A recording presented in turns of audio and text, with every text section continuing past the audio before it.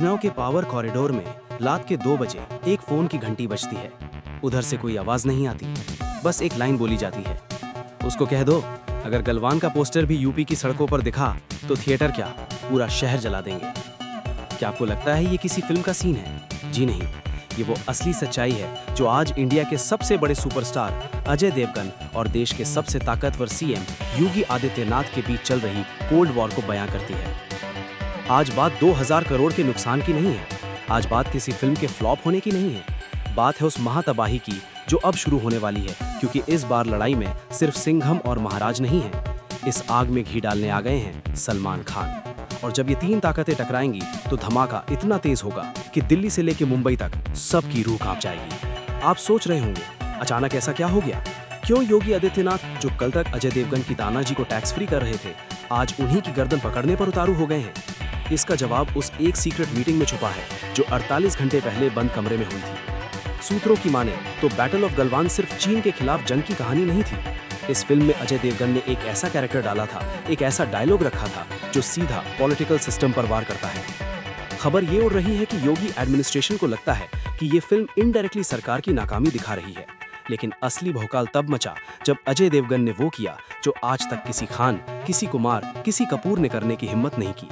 जब सलमान खान पर चारों तरफ से हमले हो रहे थे, जब योगी जी के समर्थक सलमान के खिलाफ नारे लगा रहे थे, तब भरी सभा में अजय देवगन ने सलमान के कंधे पर हाथ रखकर कहा, मेरा भाई अकेला नहीं है, जो इससे टकराएगा वो पहले मुझसे मिलेगा। ये सिर्फ दोस्ती का हाथ नहीं था दोस्तों, ये यूपी सरकार के मुंह पर एक तमाचा था और योगी आदित्यनाथ को चुनौती पसंद नहीं है।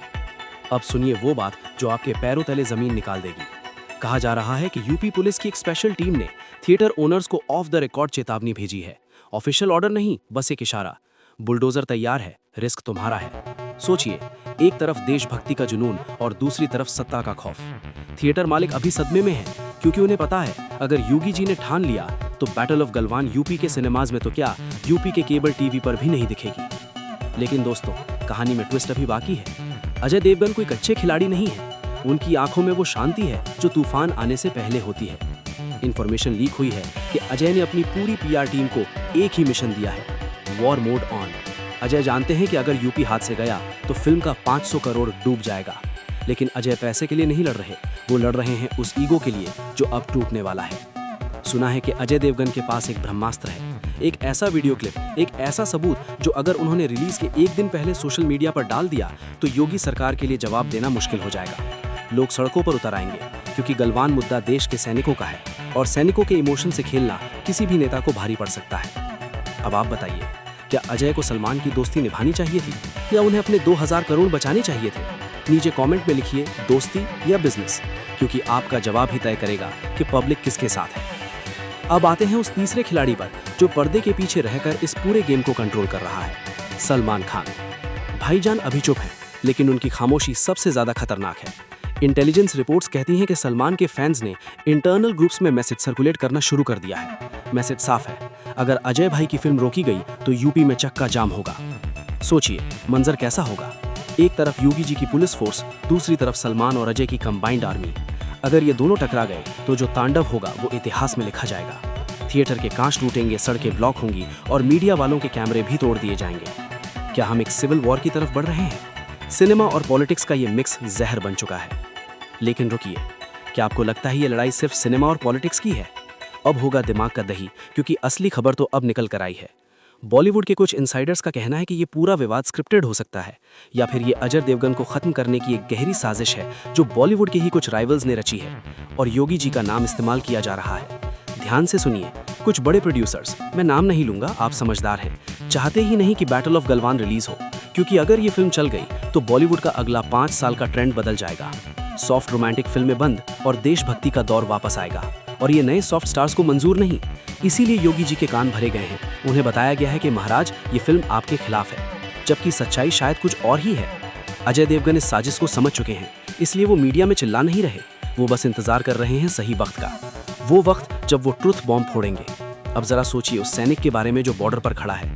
बैटल ऑफ गलवान उनकी शौर्य गाथा है। अगर राजनीति की वजह से ये फिल्म रुकती है तो क्या ये उन शहीदों का अपमान नहीं है?